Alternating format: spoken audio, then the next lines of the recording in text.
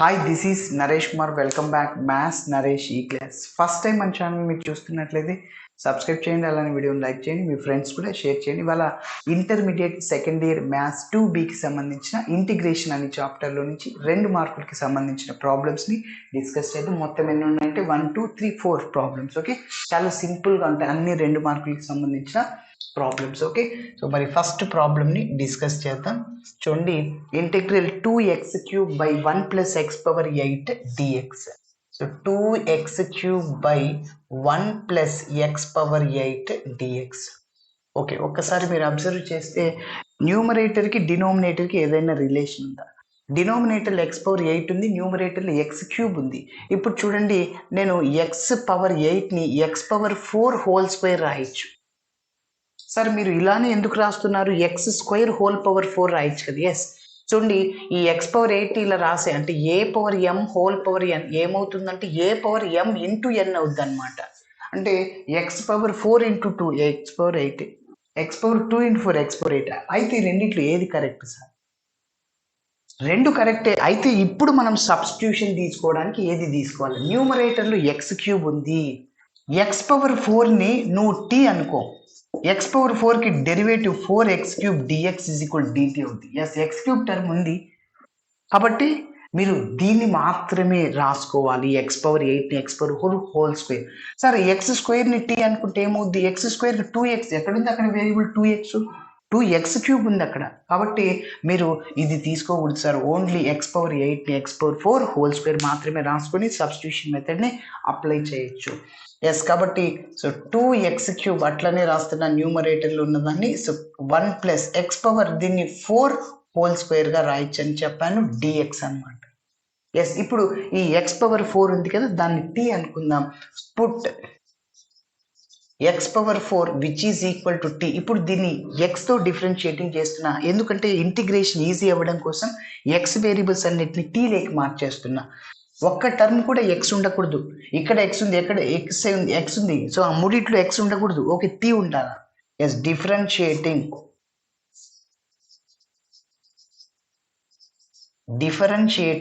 With respect to x on both sides. ఎక్స్తో differentiating చేస్తున్నాను. Yes, చూడండి, ఎక్స్ పవర్ 4కి డిఫరెన్షియేషన్ 4x³ అవుతుంది.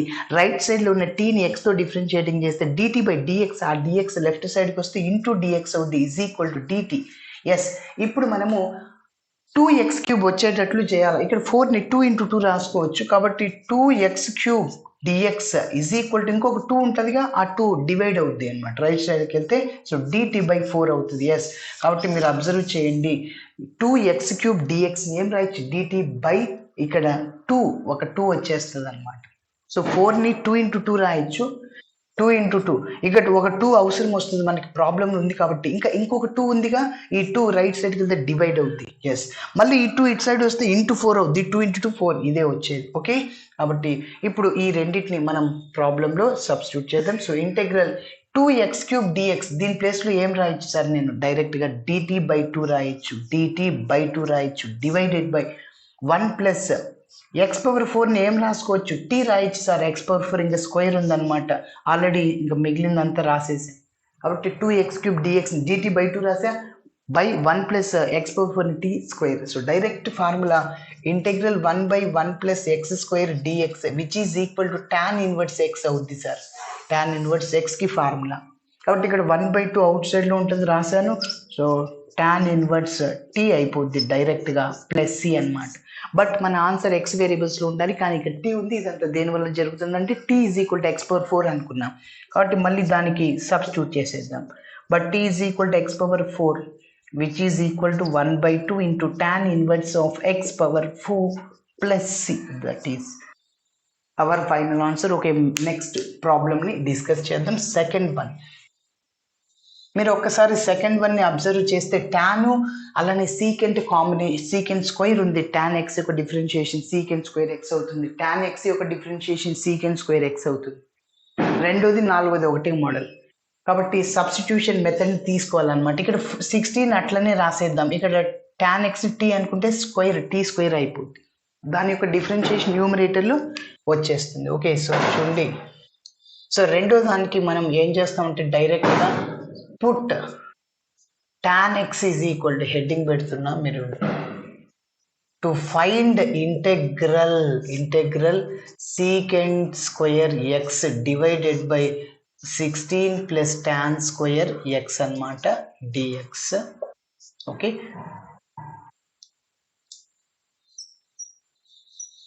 ఎస్. ఇప్పుడు చూడండి, నేను tan x ని t అనుకుంటున్నాను. ఓకేనా? సో దాని యొక్క డిఫరెన్షియేషన్ ఇక్కడ న్యూమరేటర్లో వచ్చేస్తుంది. So put tan x is equal to t అన్నమాట. tan x యొక్క differentiation secant square x, cot x యొక్క differentiation minus cosecant square x. కాబట్టి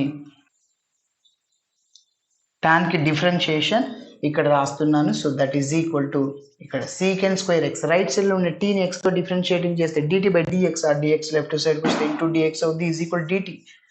ఇప్పుడు మన ప్రాబ్లమ్ ని సబ్స్టిట్యూట్ చేద్దాం. ప్రాబ్లంలో integral secant square x divided by 16 plus tan square x sir, అక్కడ పక్కనే dx.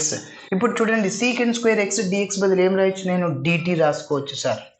Divided by root of 4 square రాసుకోవచ్చు 16ని.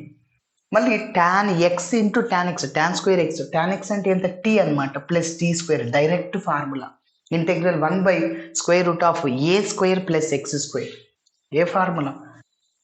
sin h inverse x by a square plus x square or x square plus a square. కాబట్టి గుర్తుపెట్టుకోవాలి, integral 1 by square root of a square plus x square. So formula ఏంటంటే sin h inverse x by a అన్నమాట.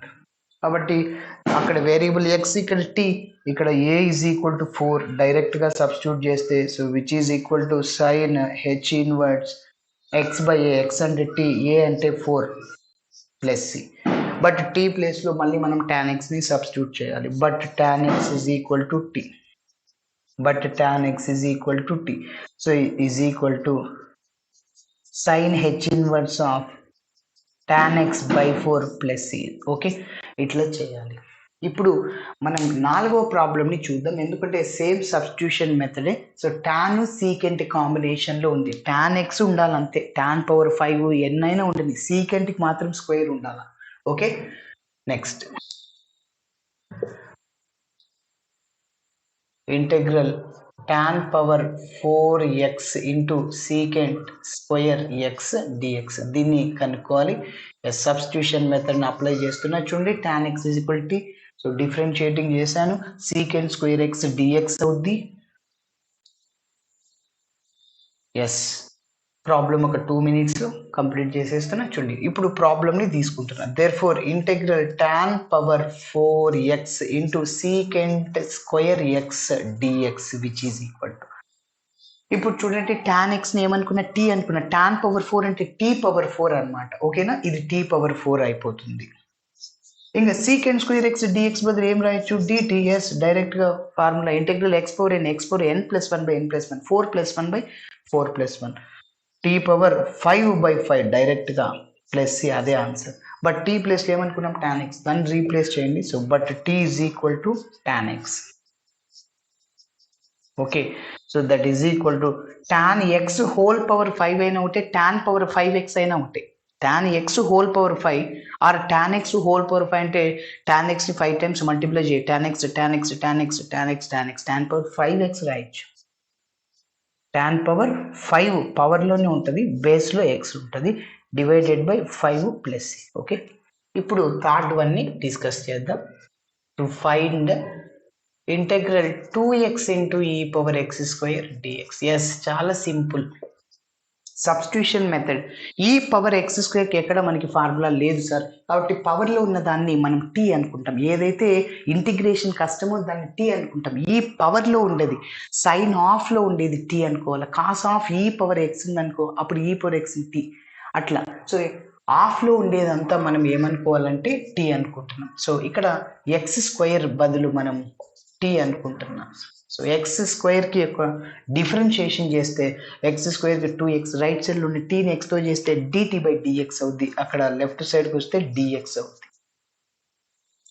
కాబట్టి 2x dx. ఇప్పుడు ఫైనల్గా మన ప్రాబ్లమ్ని తీసుకుంటే there four integral 2x into e power X square dx which is equal to చూడండి 2x dx ఈ రెండింటి ప్లేస్లో నేను డిటి రాసేయచ్చు.